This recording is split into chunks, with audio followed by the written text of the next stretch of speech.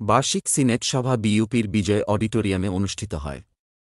সভায় সভাপতিত্ব করেন বিইউপির উপাচার্য ও senate chairman major general Mohammad Mahbubul Alam. সভার শুরুতে বিইউপির উপাচার্য ও senate chairman major general Mohammad Mahbubul Alam বিদায়ী সদস্যদের ধন্যবাদ জ্ঞাপন করেন এবং নবনিযুক্ত সদস্যদের স্বাগত জানান।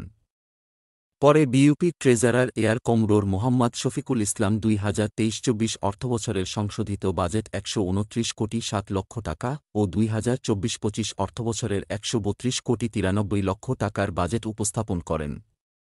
সিনেট সদস্যগণ ট্রেজারার এর বক্তৃতার উপর আলোচনা করেন এবং সর্বসম্মতিক্রমে বাজেট প্রস্তাব অনুমোদন করেন।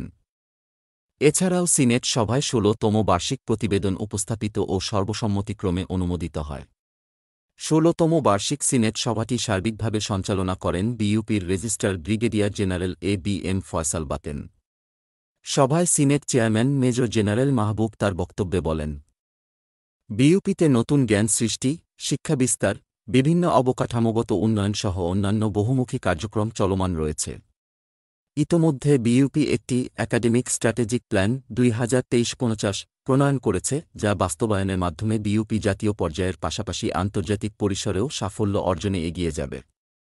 তিনি বলেন যে শিক্ষার্থীদের প্রতিভাকে বিকাশিত করার জন্য ২৭টি ক্লাবের মাধ্যমে বিভিন্ন কো-কারিকুলার এক্সট্রাকারিকুলার অ্যাক্টিভিটিস পরিচালিত হয়, যা শিক্ষার্থীদের মনোজগৎকে শানিত করে।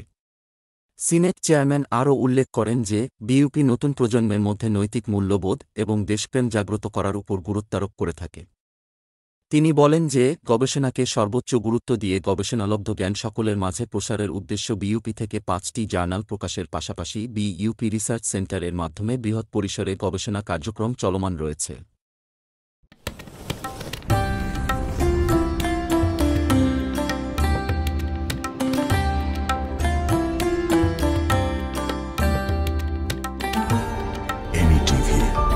স্বাধীন বাংলার স্বাধীন কণ্ঠ।